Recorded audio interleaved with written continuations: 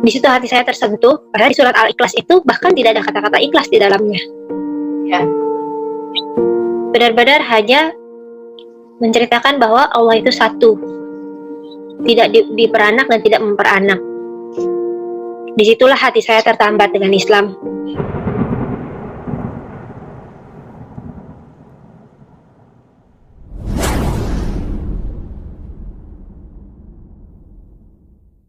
Alhamdulillah di samping saya juga nih ada Kak Ica, Masya Allah luar biasa, salah satu teman Biku Khairat saya, karena saya ketika melihat dia langsung iri gitu ya Allah, ini tabungan bekal akhiratnya, Masya Allah, lomba-lomba banget, Masya Allah. Tuh saya belajar dari kakak-kakak yang dari Mimi, dari perjuangan hijrahnya, dari KTR apalagi, banyak menjadi inspirasi buat saya bahwa Islam tuh insya Allah hidayah tuh memang ada dan kita cari, dan kalau kita bersungguh-sungguh di dalamnya, insya Allah kita ada di jalan yang tepat yang Allah pilihkan buat kita. Insya Allah. Nah ini saya juga kalau sama Kak Ica nih, waktu itu kita sama-sama di rumahnya Shiren ya. Iya, di rumah Shiren itu. Karena kita ngobrol, Ustadznya belum datang. Nunggu sebelum datang, selentingan lah kita ngobrol, dan ternyata waktu yang singkat itu benar-benar berbekas banget ke saya, karena Kak Ica ini bukan cuma sendiri gitu, tapi mengajak keluarganya, dan baru kemarin juga kita sama-sama juga dengerin langsung ya. Ibunya udah masuk Islam juga, Masya Allah. Nah, kalau Kak Ica gimana nih Kak, perjuangan sampai akhirnya menemukan agama ini gitu, agama yang penuh dengan kedamaian, agama yang penuh dengan keberkahan. Nah, ini Kak Ica gimana nih? Terus ini ngajakin anak-anak, terus ibu semuanya bisa masuk juga seperti apa? Mungkin bisa langsung diceritain juga ke kita. Masya Allah. Bismillahirrahmanirrahim. Atas izin Allah ya, kita kumpul nih dalam sekejap. Tiba-tiba ada bidadari surga invite. Allahu Akbar. Semoga yang kita sharingkan hari ini sangat-sangat bermanfaat buat teman-teman semua yang lain. Di tengah saum kita, semoga Allah berikan rahmat, berikan keridhaan kita semua, dapat berpuasa dan diterima puasa kita. Jadi bismillahirrahmanirrahim. Kalau aku memang hampir sama sama Kak Tere. Kita dari latar belakang dulunya ya Kristen taat ya Kak Tere. Banyak berkecimpung di ya mungkin di gereja atau di perkumpulan rohani tentunya. Dari kalau bedanya mungkin kalau saya memang melewati masa-masa pencariannya tuh, karena awalnya kalau saya dari keluarga emang benar-benar nggak anti ya, maksudnya ya memang sama Islam tuh ya cukup tahu aja gitu, jadi nggak kalau zaman dulu waktu masih muda juga pacaran sama orang Islam saya nggak mau gitu. Jadi memang ada batasan-batasan dari diri saya untuk dekat dengan yang namanya Islam, karena memang kita punya cerita masa lalu yang turun temurun yang itu membekas ya di hati kita semua, anak beranak, cucu semua. Jadi memang kita tuh nggak ada yang keturunan yang Islam, kita semua Kristen. Dalam pencarian saya itu, waktu itu saya singkat cerita, ada sahabat baik saya waktu itu, dia tuh qadarullah tiba-tiba berubah lah, pokoknya kita temenan di pet, tiba-tiba petnya berubah jadi agak Islami gitu. Karena saya tahu kenal banget sama dia, kenal deket, jadi saya, lo ngapain kok, lo kayak gini sih, kayak gini. Dia bilang, ya nanti juga lo tahu sendirilah, dia bilang gitu. Akhirnya saya saking penasarannya, saya follow terus, dan alhamdulillah teman baik saya ini berteman dengan salah satu teman soleha kita juga, Umi Pipik ya, Masya Allah. Dari beliau saya baca banyak quote waktu itu quotes ya kalau di pet, jadi kayak tulisan-tulisan beliau apa segala macam. Mulailah saya follow, dan luar biasanya saya di follow back sama Umi Pipik waktu itu. Jadi kayak oh ternyata mereka open kok, karena yang ada di mindset saya waktu itu, Islam tuh kayaknya jahat, Islam tuh teroris, karena ada kejadian 11-12 itu kan 11-11, jadi kayaknya yang terdoktrin itu yang nggak baik. Jadi bawaannya kayak takut aja kalau sama Islam. Nah waktu itu luar biasanya sama beliau, saya malah di fallback gitu. Jadi kayak seneng gitu kan. Oh ternyata nggak seitu kok. Dia kok mau ya temenan sama gue gitu.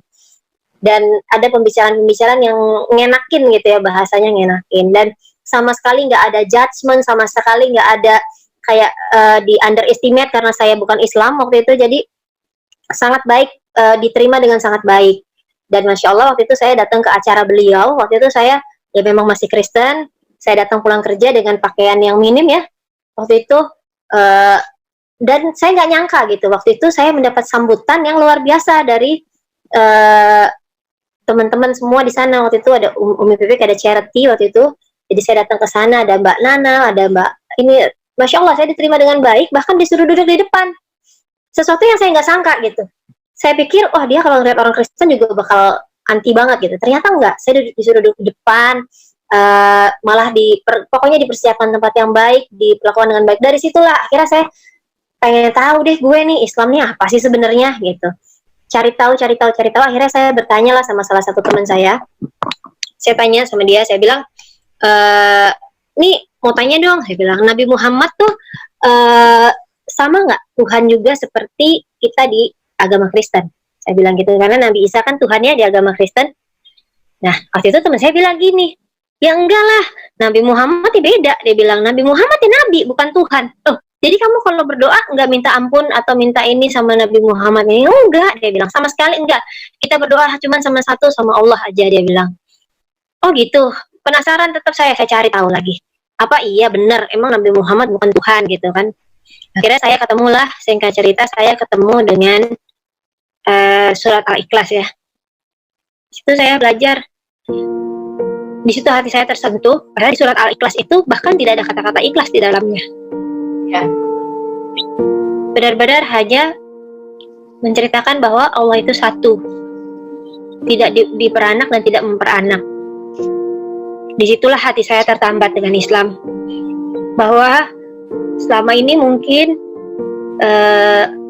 saking sayangnya Allah ya sama saya, akhirnya saya dituntun mendapatkan hidayah itu. Padahal saya kalau dibilang orang-orang, kalau saudara saya, apa lingkungan sekitar saya, sangat sama sekali nggak bakal percaya kalau saya bakal masuk Islam, karena saya dekat sekali dengan lingkungan Kristen juga gitu. Jadi sama sekali tidak tidak disangka-sangka gitu. Karena buat saya pribadi pelajaran yang saya dapat adalah itu, bahwa saya terketuk pintu hati saya waktu saya baca surat Al-Ikhlas, di mana di dalamnya tidak ada kata-kata ikhlas, malahan di situ diterangkan bahwa Allah itu cuma satu, tidak diperanak dan tidak memperanak. Disitulah saya akhirnya memutuskan untuk masuk Islam. Waktu itu anak-anak saya masih Kristen, karena saya sama anak-anak tuh nggak ada rahasia sama sekali.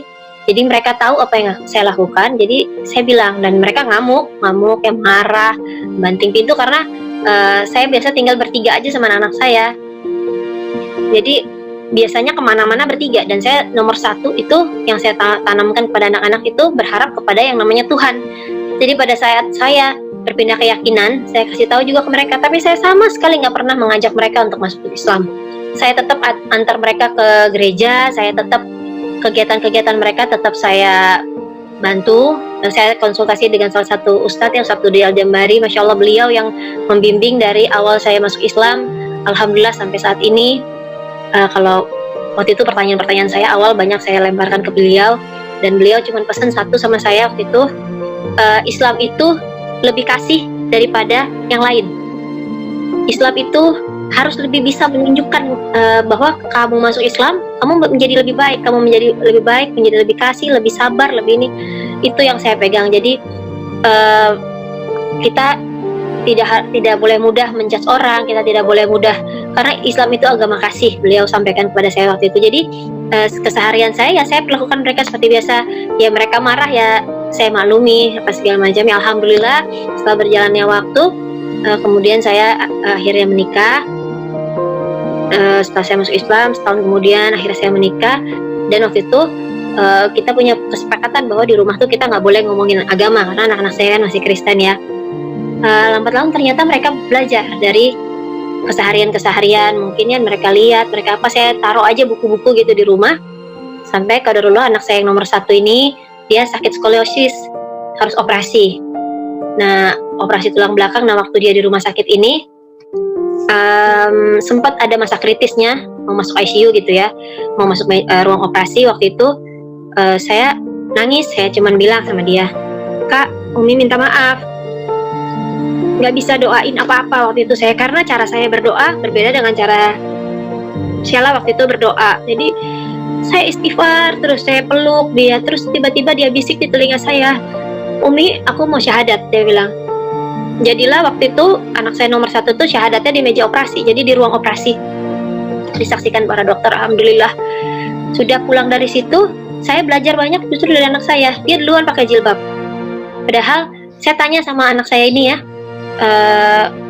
kenapa kok kamu mau pakai jilbab? Kok jadi keluar dari rumah sakit, 1 bulan di rumah sakit, keluar dari rumah sakit yang pertama dia minta saya hadirkan itu guru ngaji.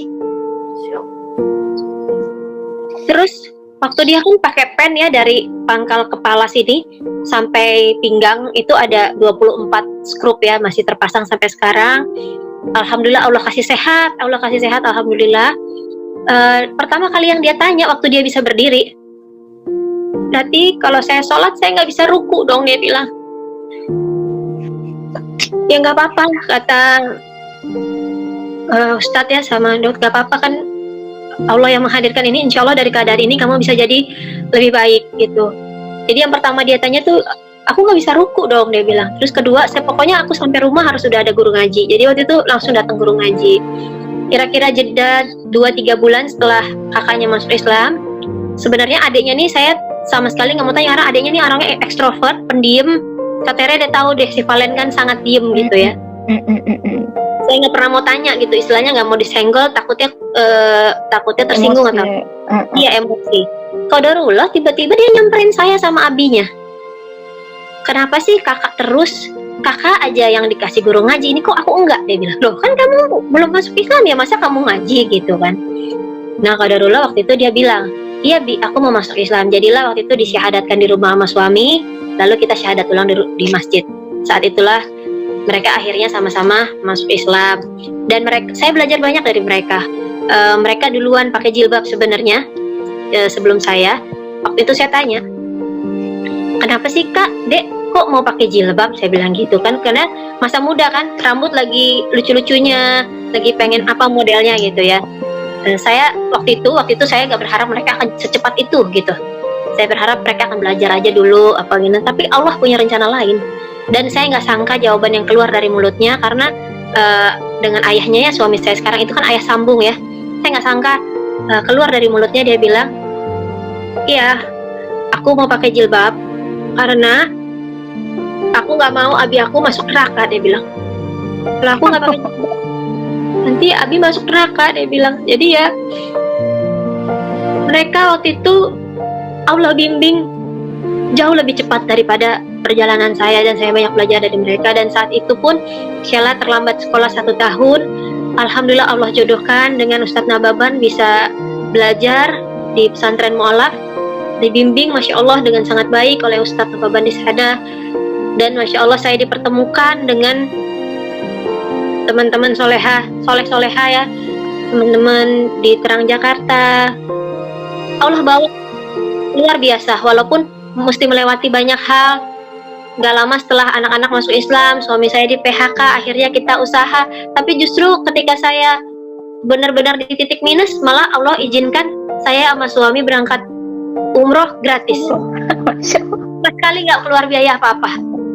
Allah berangkatkan kami umroh. Dan mimpi anak-anak saya cuma satu, mereka cuma mau kita umroh sekeluarga dan Abi Umi bisa berangkat haji. Jadi apapun tujuan, apapun yang kita ikhtiarkan dalam kehidupan sehari-hari, itulah doa-doa kita. Insya Allah mohon doa dari kakak-kakak juga semuanya. Amin, amin ya.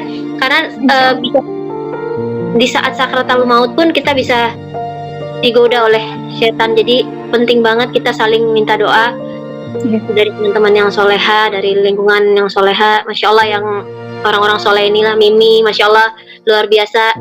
Alhamdulillah, berikan kesempatan sharing kayak gini, semoga mengingatkan diri saya pribadi bahwa kita sudah ditolong Allah dan insya Allah ke depannya. Amin. Masya Allah, ini ceritanya benar-benar rasanya tuh menok banget gitu, hebat gitu. Orang-orang yang dulunya dari kecil nggak pernah tahu mengenai Islam, seperti apa agamanya, seperti apa kitabnya, seperti apa rasulnya gitu. Tapi Masya Allah, Kak Tere sama Kak Ica kayak dikasih kesempatan untuk belajar Baik Kak, itu Kakak berarti dimulai lagi dari nol, dari yang oke belajar. Tadi juga Kak Ica bilang bahwa tersentuh dengan surat Al-Ikhlas. Gitu. Nah, saya pengen tahu kenapa dari semua surat Kak Ica tertuju ke surat Al-Ikhlas. Iya, karena di situ diperkatakan bahwa Allah itu satu, tidak diperanak dan tidak memperanak. Karena kalau di agama saya kan kita percaya Allah Tritunggal gitu ya. Begitu ya Kak Tere ya. Jadi kalau di Subhanallah. di surat Al-Ikhlas itu saya tuh waktu itu yang penting saya nggak mau berdoa sama Tuhan yang salah. Ini Tuhannya cuma satu, ya udah ini aja gitu. Itu kan diyakinkan sekali di situ di garis bawah bahwa Tuhannya cuma satu, tidak diperanak dan tidak memperanak. Jadi itu di situ adalah pencarian saya yang menggugurkan kepercayaan saya sebelumnya. Dan ini sahabat hijrah yang luar biasanya lagi bahwa Kak Tere dan juga Kak Ica itu bukan cuma sekedar ingin belajar untuk memperdalam keimanannya untuk sendiri, tapi beliau-beliau ini mencoba untuk memperjuangkan dirinya di jalan Islam, di jalan dakwah, hingga begitu banyak ikhtiar-ikhtiar mereka yang bisa terus membuat orang-orang tuh semakin melihat the beauty of Islam itu sendiri gitu.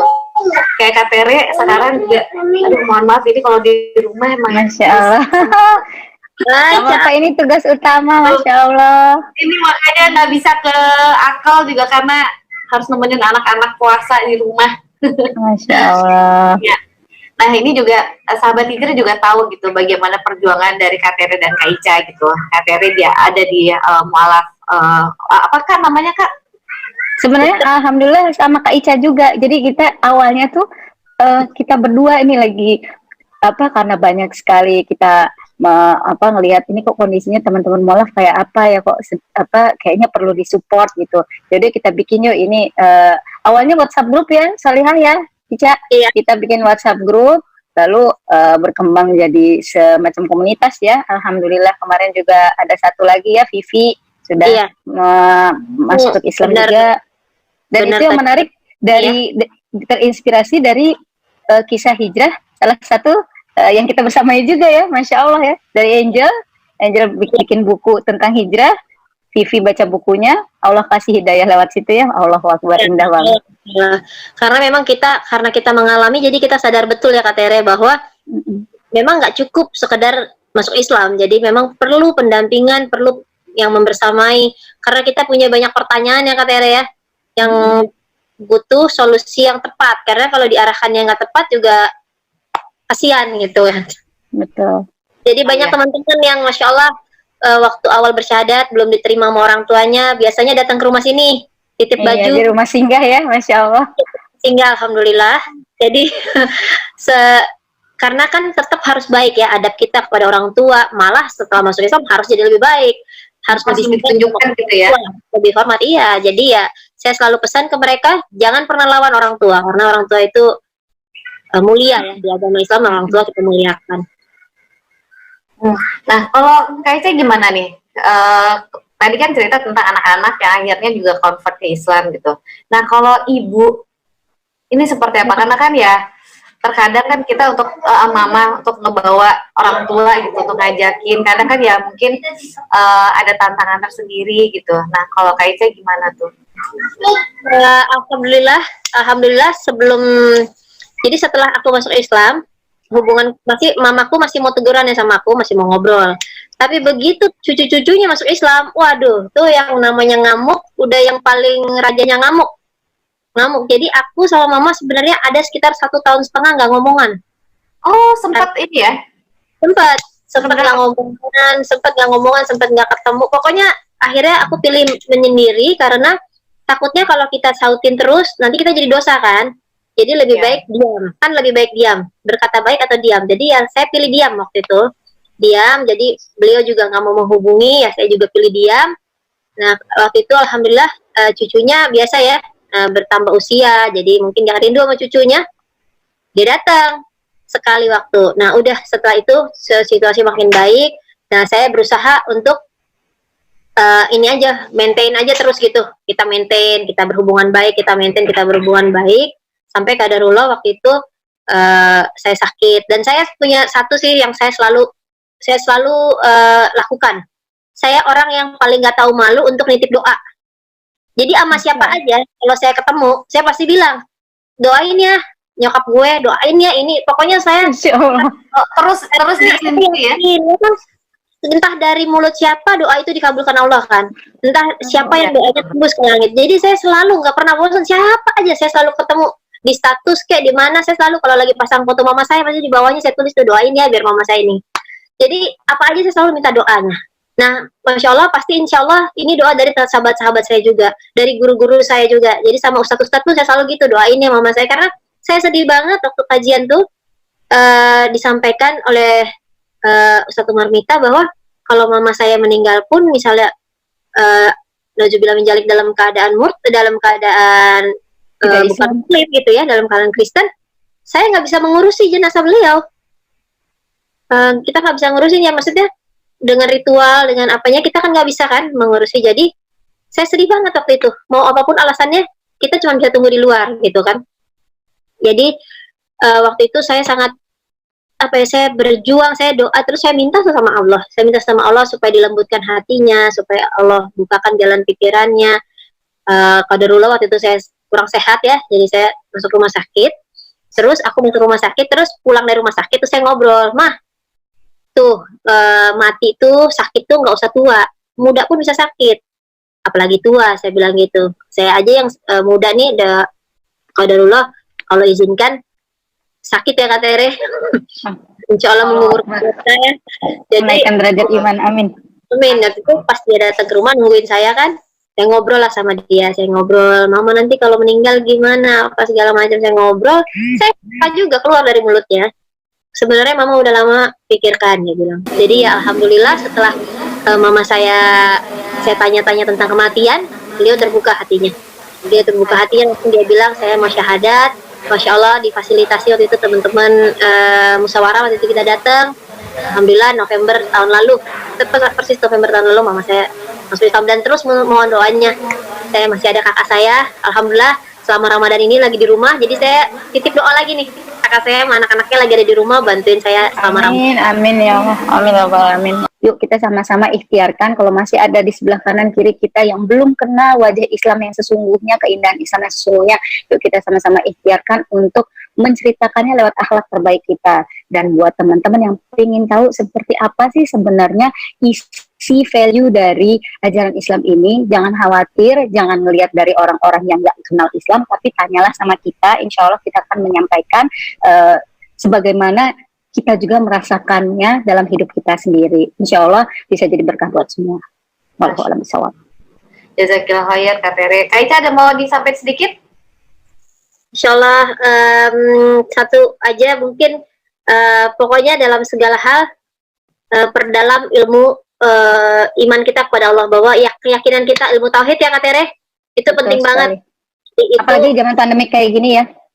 Satu-satunya modal kita bahwa Allah tuh maha segalanya, Allah mampu untuk melakukan segalanya. Jadi kalau buat teman-teman yang mungkin baru masuk Islam atau mau masuk Islam tapi takut berhadapan dengan keluarga, dengan lingkungan, jangan pernah takut, karena Allah itu maha, Allah itu Asmaul Husna ya, ada 99 sifat dan ininya, jadi jangan pernah takut, Allah pasti membersamai. Jagalah Allah, maka Allah akan menjagamu.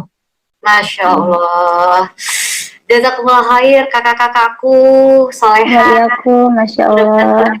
Ini jariah buat kita semua, amin. Insya Allah, ridho, amin ya Allah.